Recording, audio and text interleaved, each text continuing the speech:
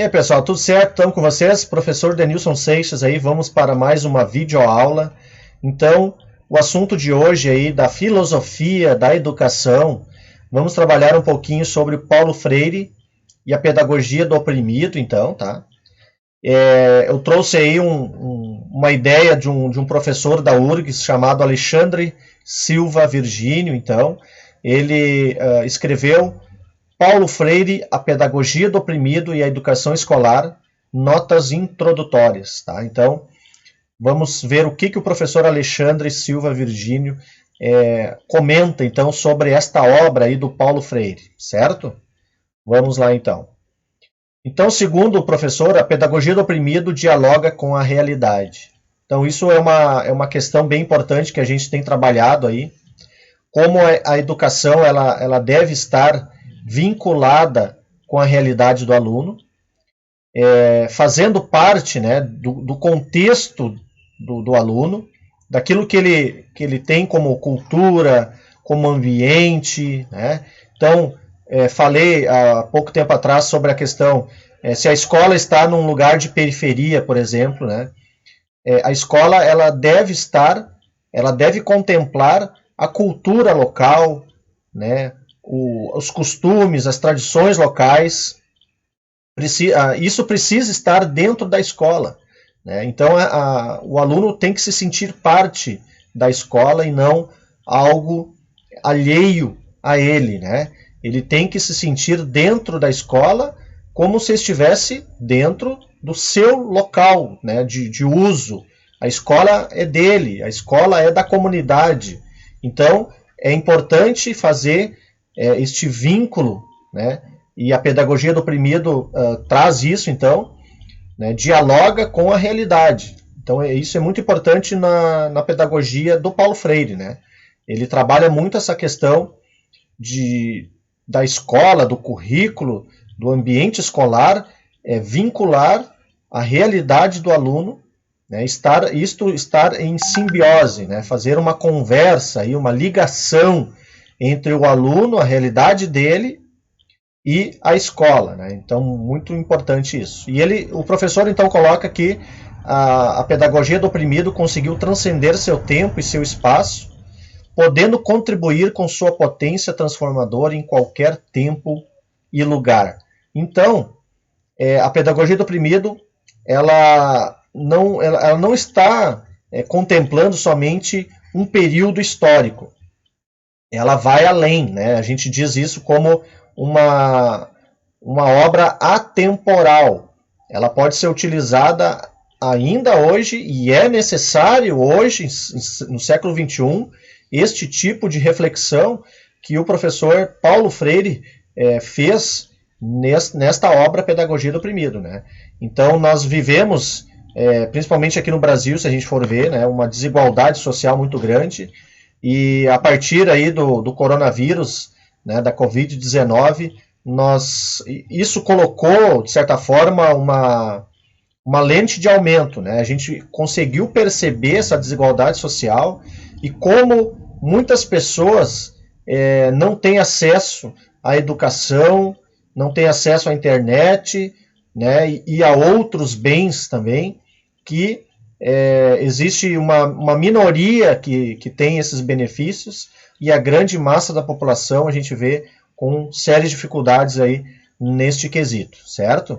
Então, a pedagogia do oprimido, ela contempla estes grupos sociais não tão privilegiados no Brasil, por exemplo, tá? Vamos dando sequência aqui, então. É uma pedagogia universal, ainda que tenha um sujeito preferencial. É aquilo que eu estava comentando com vocês, ó. Quem são, né, esses grupos aí preferenciais? Quem é o sujeito preferencial onde a pedagogia do oprimido contempla mais, né?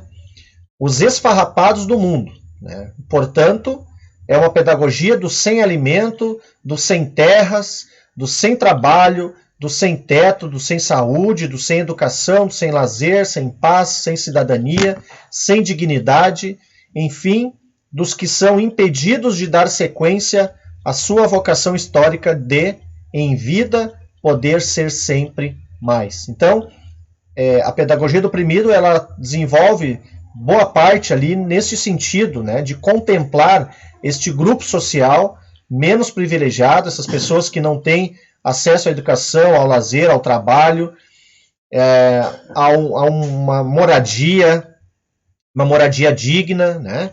Então esse grupo social aí é o que faz parte aí, é o que faz parte desta reflexão da pedagogia do oprimido, tá? Nesse sentido, a ideia é contemplar estes grupos, como eu falei, existe uma desigualdade social muito grande no Brasil, e isso é uma desigualdade histórica, né, onde a elite, a gente viu aí em outras ocasiões, né, a elite sempre teve acesso às melhores educações, às instituições, né, as melhores instituições de educação, e grande parte da população fica à mercê da própria sorte, né? Então, isto surge como uma reflexão aí da pedagogia do oprimido, certo? Vamos lá. É uma pedagogia daqueles que lutam pelo direito de dizer sua palavra. Uma pedagogia para se libertarem daqueles que o impedem de dizer sua palavra, e em cujo processo de libertação propõe-se a libertar o opressor de sua condição de alienado. Então, a ideia é colocar em pauta esta relação de opressor e oprimido, onde o oprimido toma consciência desta condição e, a partir disso, da sua relação histórica aí, da sua participação política, inclusive, né, ele começa a mudar esta condição de oprimido, né? Ele acaba aos poucos, então, criando essa conscientização para sair desta condição de oprimido e melhorar a sua condição, né, na sociedade, participando de forma ativa na sociedade, então, certo?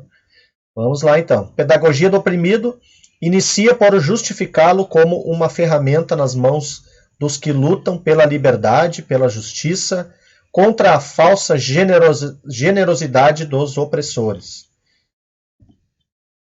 Tece uma crítica ácida àquela pedagogia que mantém o oprimido em sua condição de desumanizado, ao criticar o que ele nominou de pedagogia bancária, né? Então, a pedagogia bancária somente havia essa situação em que, por exemplo, né, o professor ele deposita, né, conteúdo na mente dos alunos, os alunos ficam de forma passiva, né, sem interferir na aula, somente recebendo informações e depois repetem as informações do professor. Então, isto é a pedagogia bancária, criticada, então, pelo Paulo Freire. E o Paulo Freire entende o processo de educação como uma forma mais ampla, né? Onde o aluno ele pode interferir na aula, dar a sua contribuição à aula, comentar, fazer reflexões, criticar, e, né, algo. O professor e o aluno eles precisam ter, né, são interlocutores, né? Então não é somente um sabedor e o outro que não sabe, entre aspas, vamos dizer assim, né? Fica passivo, né? Então o aluno ele precisa também participar da aula e contribuir também, né? Então o aluno ele pode contribuir com as suas reflexões e isso se torna algo, uma relação mais criativa, vamos dizer assim, né? E não uma relação passiva nesse sentido, tá? É isso que essa pedagogia bancária aí que o Paulo Freire criticava, né?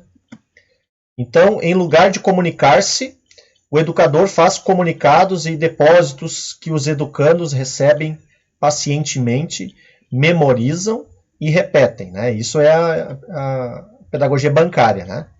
Então, nesse sistema aí, não há criatividade, não há transformação e não há saber, né?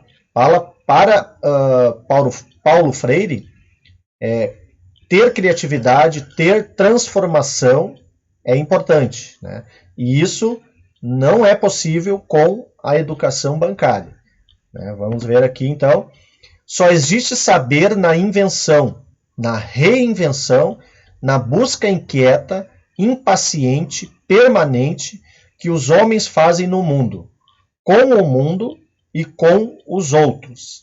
Então é importante estar com os outros, né? O aluno, o professor, eles podem dialogar na mesma condição, né? Nesse sentido também.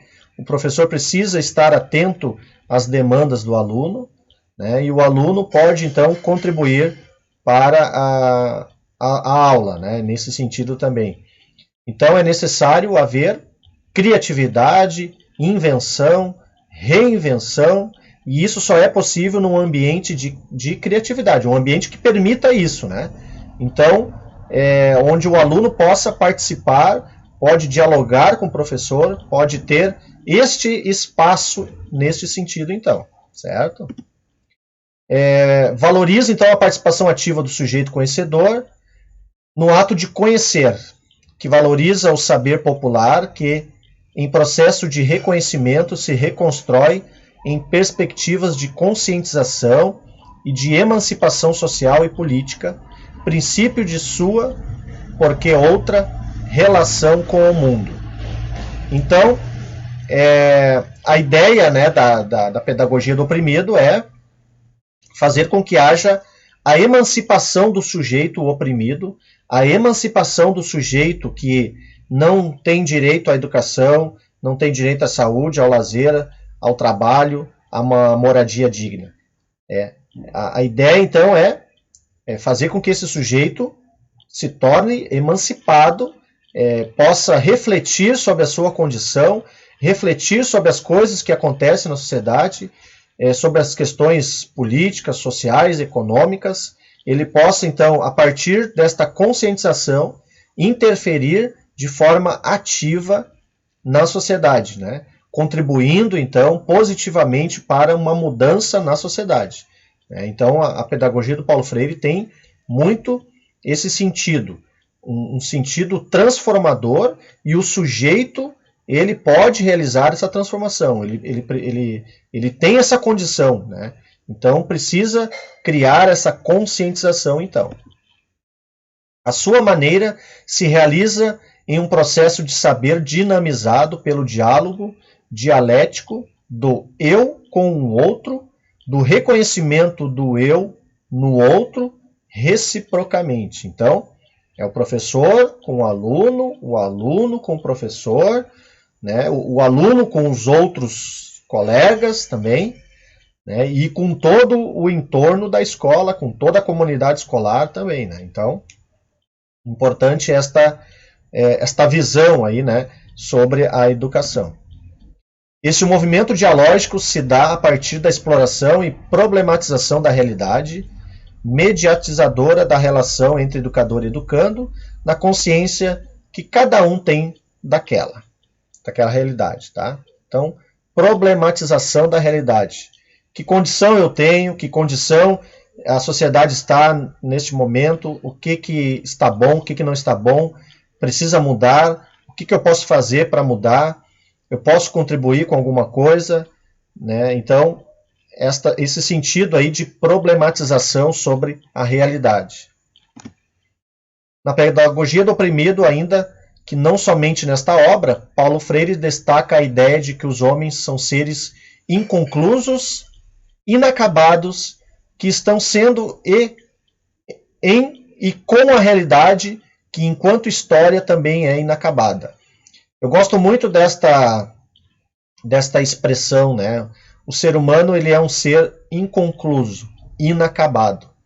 Tem um outro autor que eu gosto muito, que é o Leonardo Boff, né? Ele tem uma frase muito importante, né? Uma ideia bem importante, que é: o ser humano é um projeto infinito, né? Nós não estamos prontos, sempre estaremos aprendendo em cada momento, e é importante esta consciência, né, esta condição de que nós podemos ser melhor do que ontem, né?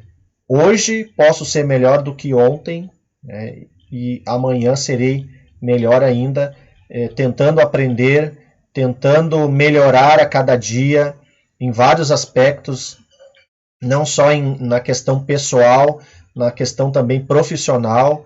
A gente pode ser melhor a cada dia, a gente pode aprender, a gente pode melhorar. Então, o ser humano, em toda a sua existência, ele nunca vai estar pronto, ele vai sempre, ele precisa sempre estar aprendendo, né? A nossa realidade é uma realidade muito complexa, né? Se a gente for ver, nós temos aí sistemas políticos, econômicos, ideologias, filosofias, né? O mundo ele é muito complexo e o conhecimento ele entra nesse contexto, né?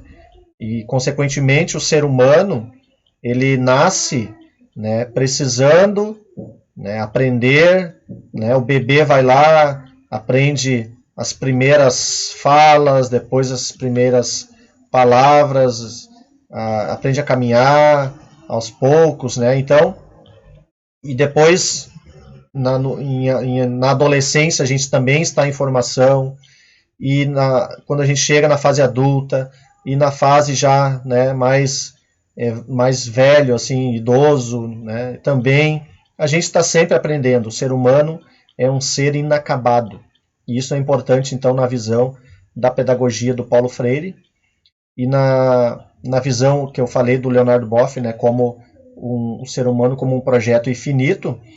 E lembrando também do Sócrates, né? O Sócrates, ele dizia também que ele não sabia tudo, né? Por mais que fosse e era um gênio, né, na filosofia da Grécia Antiga, considerado aí uma das grandes referências aí na filosofia, ele dizia que não sabia tudo, né? Então, esta consciência é muito importante, né? Aquela pessoa que se diz que sabe tudo, na verdade não sabe nada, né?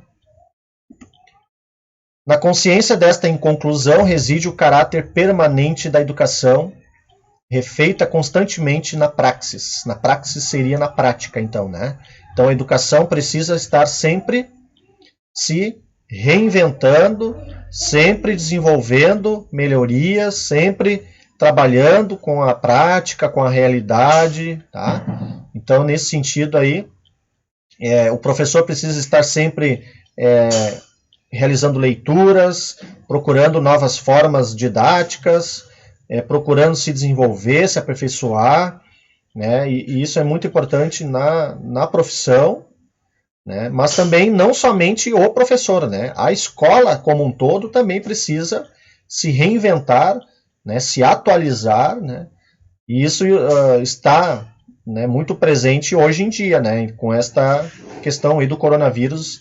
Nós precisamos, foi necessário esta reinvenção, esta atualização aí, né, então isso mostrou, né, essa condição que nós temos hoje aí do coronavírus mostrou isso, né, esta necessidade aí.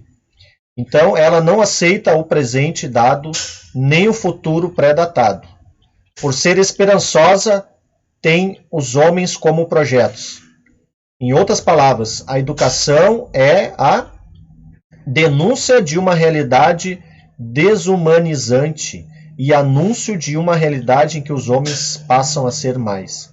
Então, ali diz, o foco é o ser humano, o foco da educação, o foco da pedagogia ali do oprimido, né, é o ser humano, é o desenvolvimento humano, ele procurando, né, o professor procurando fazer com que o aluno saia melhor da sua aula, com que o aluno saia depois da escola para o mercado de trabalho melhor, né, o ser humano precisa se desenvolver, precisa crescer como pessoa, como profissional, e tendo consciência de que ele é parte da sociedade e que ele precisa contribuir para a sociedade, não somente como uma visão uma visão muito particular sua, mas a gente tem que ter esta visão globalizante de que nós somos parte de um todo e que a minha profissão deve, né, contribuir para a sociedade como um todo, né? Então, esta visão muito particular, ele não aborda aqui. O que ele aborda, uma visão mais ampla, né? Eu posso contribuir, né, ser melhor, não somente para mim e para os meus, né, meus familiares, meus amigos, mas também para os outros, né, para a sociedade como um todo. Né? Isso é bem importante, né? Então, vamos dando sequência aqui. A sociedade de referência desta pedagogia, processo e produto de uma outra governabilidade humana e, portanto, marca de sua presentificação, está pautada na solidariedade, na cooperação, nos direitos humanos, na justiça social, onde todos usufruem de alimentação, trabalho justo, saúde, educação, cultura, arte, lazer, esporte, dignidade, afeto e boa convivência. Então, como eu falei, é uma visão ampla, né? Não uma visão muito particular, né? É uma visão de que nós podemos contribuir e desenvolver uma sociedade pautada na solidariedade, na cooperação, nos direitos humanos, na justiça social, buscando eliminar preconceitos, procurando integrar as pessoas, procurando fazer com que aqueles excluídos sejam agora incluídos, né? Então esta é uma visão muito importante aí da pedagogia do oprimido, trabalhando aí esse contexto mais globalizante aí, como eu falei. É uma educação política, sim, que luta por uma sociedade que seja a expressão da humanização do homem. O conjunto da obra de Freire pode ser percebida como um estreito diálogo entre educação e mundo da cultura, entre saber e realidade, entre pensamento e ação. A pedagogia do oprimido pode ser apreendida como o fazer de uma ação cultural que objetiva fazer o homem se reconhecer como produtor deste mundo, né? O ser humano, ele pode se ver como protagonista da sociedade, né? E não um ser passivo que deixa os outros tomarem as decisões. Não, o ser humano, ele pode e deve interferir de forma positiva na sociedade, né, nas questões relacionadas à solidariedade, como eu falei, à justiça social, ao meio ambiente, né, que não foi citado ali, mas nós hoje estamos com esse problema aí ambiental muito grande. Então nós também precisamos contemplar aí o meio ambiente, e o ser humano, então, ele precisa ter a noção de que ele é o protagonista da história. Ele que faz a sua história e a história da sociedade, né? Então é importante isso também nesta visão aí. Certo, gente? Então, a ideia de hoje foi trabalhar um pouco sobre a pedagogia do oprimido, na visão do professor Alexandre Virgílio, tá? E a pedagogia do oprimido, então, do Paulo Freire. Certo? Então, um grande abraço para vocês aí e até um próximo vídeo.